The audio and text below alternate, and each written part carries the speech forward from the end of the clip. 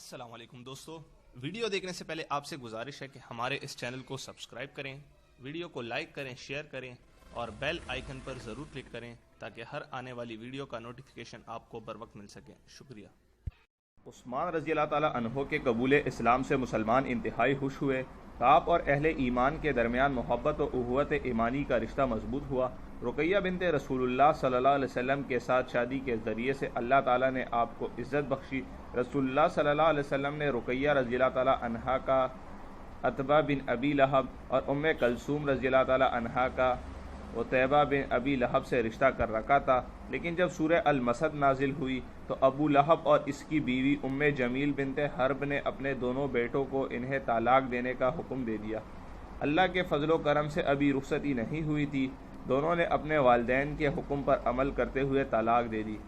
عثمان رضی اللہ تعالیٰ عنہ کو جب اس کی خبر ملی تو بے حد خوش ہوئے اور رقیہ رضی اللہ تعالیٰ عنہا سے شادی کا پیغام رسول اللہ صلی اللہ علیہ وسلم کے سامنے پیش کیا۔ رسول اللہ صلی اللہ علیہ وسلم نے پیغام کو قبول کرتے ہوئے شادی کر دی۔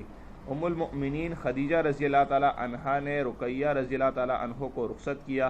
عثمان رضی اللہ تعالیٰ عنہ قریش میں انتہائی خوبصورت تھے اور رقیہ رضی اللہ تعالیٰ عنہا حسن و جمال میں آپ سے کم نہ تھی۔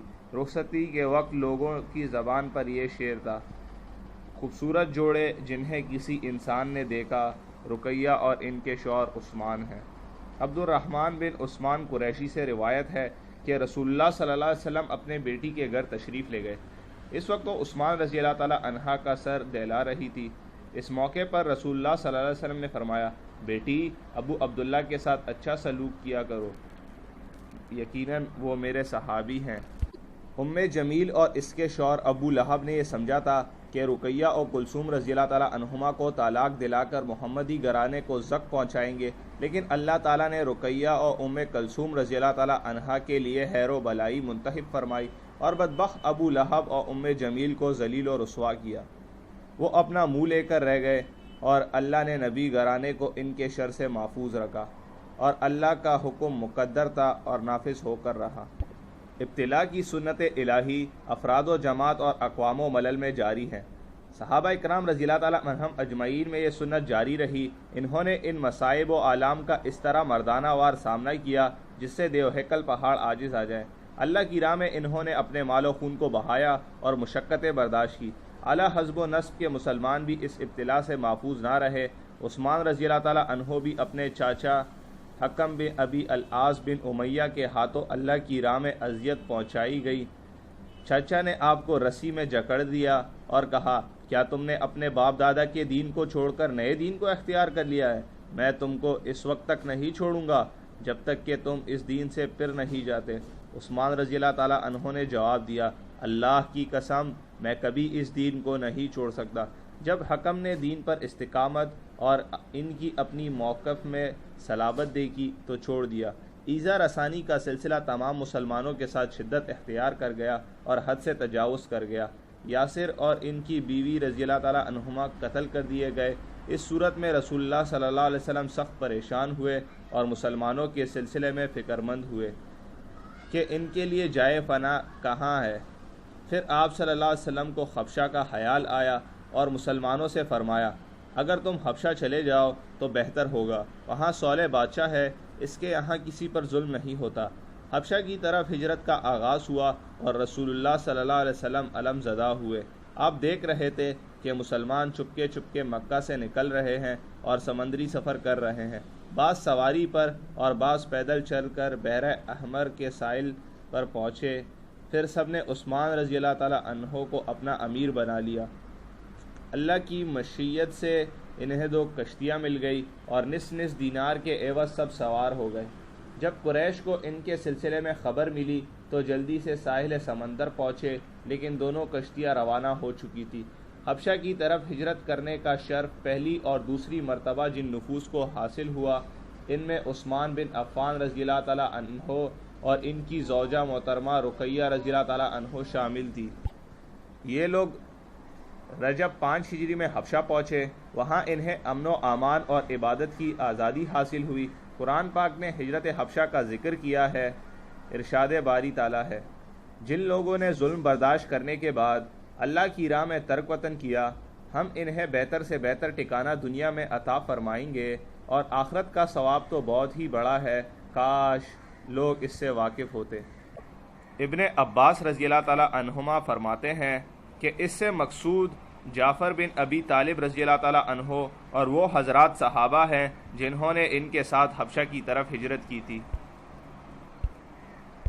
عثمان رضی اللہ تعالی عنہ نے اس ہجرت سے استفادہ کیا، اپنے تجربات میں اضافہ کیا اور اس بابرکت سفر میں اسباق حاصل کیے۔ ان میں سے اہم ترین اسباق یہ تھے: عثمان رضی اللہ تعالی عنہ نے نبی کریم صلی اللہ علیہ وسلم کی سیرت طیبہ سے امت پر شفقت کا درس سیکھا تھا، اور یہ شفقت ایام خلافت، عہد نبوی اور ابو بکر اور عمر رضی اللہ تعالی عنہ کے عہد میں نمایاں ہوئی۔ آپ نے اپنی بصارت و بصیرت سے صحابہ اکرام رضی اللہ تعالی عنہم پر نبی کریم صلی اللہ علیہ وسلم کی شفقت و رحمت اور ان کے امن و راحت پر حرص شدید کا مشاہدہ کیا تھا۔ یہ آپ کی شفقت ہی تھی کہ آپ نے عادل بادشاہ کے پاس انہیں چلے جانے کا اشارہ کیا، جس کے یہاں کسی پر ظلم نہیں ہوتا۔ معاملہ ویسے ہی تھا جیسے کہ رسول اللہ صلی اللہ علیہ وسلم نے فرمایا تھا۔ صحابہ رضی اللہ تعالی عنہم کو امن و امان کے ساتھ دین پر عمل پیرا ہونے کی آزادی ملی اور بہترین جائے اقامت ملی۔ عثمان رضی اللہ تعالی عنہ نے ہجرت حبشہ میں نبی کریم صلی اللہ علیہ وسلم کے طرز عمل سے یہ سیکھا تھا کہ خطرات کے مواقع پر قائد کے مقربین اور ان کے اہل و عیال اور خاندان پیش ہوں گے۔ اگر اس کے برعکس قائدین کے مقربین اور حواس و خطرات کے مواقع سے دور رکھے جائیں اور دوسرے لوگوں کو پیش رکھا جائے تو یہ چیز نبی منہج کے بالکل برخلاف ہے۔ اس لیے جب ذو النورین رضی اللہ تعالی عنہ نے خلافت کی باغ دوڑ سنبھالی تو اپنے اقربا کو اسلامی فوج میں پیش رکھا۔ عبداللہ بن سعد کو افریقہ کو فتح کرنے کے لیے روانہ کیا۔ عبداللہ بن عامر رضی اللہ تعالی عنہ کو مشرق کی فتوحات میں پیش رکھا۔ معاویہ رضی اللہ تعالی عنہ کو سمندری فتوحات پر روانہ کیا۔ ان کے ساتھ ان کی بیوی بھی تھی۔ ان کی تفصیلات فتوحات کے بیان میں آئیں گی۔ اس امت میں عثمان رضی اللہ تعالی عنہ پہلے شخص ہیں جنہوں نے اپنی بیوی کے ساتھ حبشہ کی طرف ہجرت فرمائی۔ رسول اللہ صلی اللہ علیہ وسلم نے فرمایا، ان دونوں کے ساتھ اللہ ہو، یقیناً عثمان لوط کے بعد پہلے شخص ہیں جنہوں نے اپنی بیوی کے ساتھ ہجرت کی ہے۔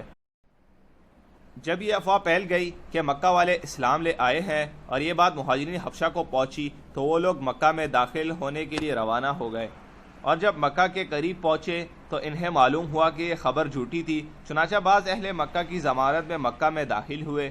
ان واپس آنے والوں میں عثمان رضی اللہ تعالی عنہ اور رقیہ رضی اللہ تعالی عنہا بھی تھی۔ اس کے بعد آپ نے مکہ میں اقامت اختیار کی، یہاں تک کہ اللہ تعالیٰ نے مدینہ کی طرف ہجرت کا حکم فرمایا۔ آپ نے جب سے اسلام قبول فرمایا، نبی کریم صلی اللہ علیہ وسلم کی صحبت کو لازم پکڑا، صرف ہجرت کے وقت جدائی اختیار کی، اور وہ بھی نبی کریم صلی اللہ علیہ وسلم کی اجازت سے، یا پھر ایسی مہم کے موقع پر جہاں آپ ہی موجود تھے۔ آپ کا بدل کوئی نہیں ہو سکتا تھا۔ دیگر خلفائے راشدین کی طرح اس سلسلے میں آپ کی بھی حالت رہی، گویا کہ یہ خلفائے راشدین کی ان بنیادی خصوصیات میں سے ہے جس کی بنیاد پر یکے بعد دیگر خلافت کے مستحق بنے۔ دوستو، آج کی قسط کو یہیں پر اختتام پذیر کرتے ہیں۔ اگلی ملاقات میں پھر یہاں سے حاضر ہوں گے، تب تک کے لیے اللہ نگہبان۔